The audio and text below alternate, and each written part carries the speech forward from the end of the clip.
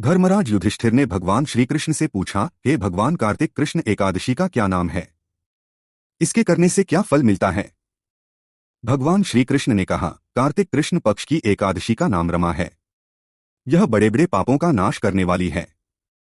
एक बार मुचुकुंद नाम का एक राजा था। वह बड़ा धर्मात्मा, विष्णु भक्त और न्याय के साथ राज करता था। उसकी एक कन्या थी जिसका नाम चंद्रभागा था। उसका विवाह चंद्रसेन के पुत्र शोभन के साथ हुआ था। एक समय शोभन ससुराल आया। रमा एकादशी का दिन निकट आ गया। राजा ने घोषणा करवा दी कि एकादशी को कोई भी भोजन नहीं करेगा। शोभन दुर्बल था, वह भूख सहन नहीं कर सका। उसने अपनी पत्नी चंद्रभागा से कहा, अब क्या करना चाहिए? मैं किसी तरह भी भूख सहन नहीं कर सकूंगा।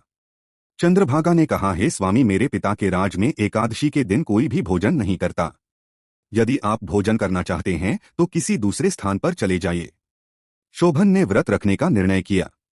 वह भूख और प्यास से पीड़ित हुआ और रात्रि को जागरण का समय आया, जो वैष्णवों के लिए हर्षदायक था परंतु शोभन के लिए दुखदायी हुआ।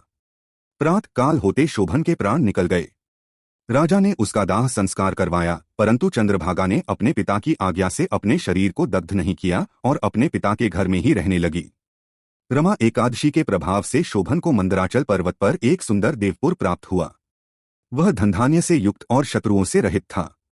एक समय मुचुकुंद नगर का एक सोम शर्मा नामक ब्राह्मण तीर्थ यात्रा करता हुआ वहां जा निकला। उसने शोभन को पहचान लिया और कहा, यह तो राजा का जमाई शोभन है। शोभन ने कहा कि व्रत के प्रभाव से मुझे यहाँ का राजा बनाया गया है, परंतु यह नगर अस्थिर है। यह स्थिर हो जाए ऐसा उपाय कीजिए। ब्राह्मण ने कहा, आपने इस व्रत को श्रद्धारहित होकर किया है, इसलिए यह अस्थिर है। यदि आपकी पत्नी चंद्रभागा को यह सब वृत्तांत कहें तो यह स्थिर हो सकता है। ब्राह्मण ने चंद्रभागा को सब वृत्तांत कह सुनाया। चंद्रभागा ने कहा, हे विप्र, तुम मुझे वहां ले चलो, मुझे पतिदेव के दर्शन की तीव्र लालसा है। सोम शर्मा चंद्रभागा को लेकर मंदराचल पर्वत के समीप वामदेव ऋषि के आश्रम पर गया। वामदेव जी ने वेद मंत्रों के उच्चारण से चंद्रभागा का अभिषेक कर दिया।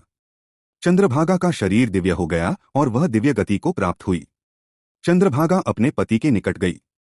शोभन अति प्रसन्न हुआ और उसे अपनी बाईं तरफ बिठा लिया। चंद्रभागा ने कहा, आप मेरे पुण्य को ग्रहण कीजिए। मैंने 8 वर्ष की आयु से एकादशी के व्रत को श्रद्धापूर्वक किया है। इस पुण्य के प्रताप से आपका यह नगर स्थिर हो जाएगा। फिर वह नगर स्थिर हो गया। चंद्रभागा और शोभन उस नगर में आनंदपूर्वक रहने लगे।